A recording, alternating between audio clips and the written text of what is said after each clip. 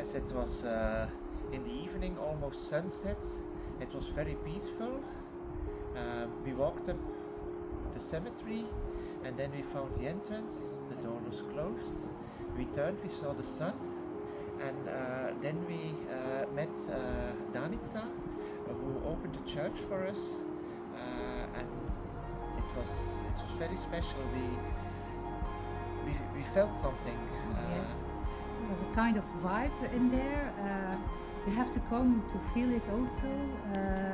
Everything was blue and the sun was falling in, and it's a very, very beautiful church. A lot of painting.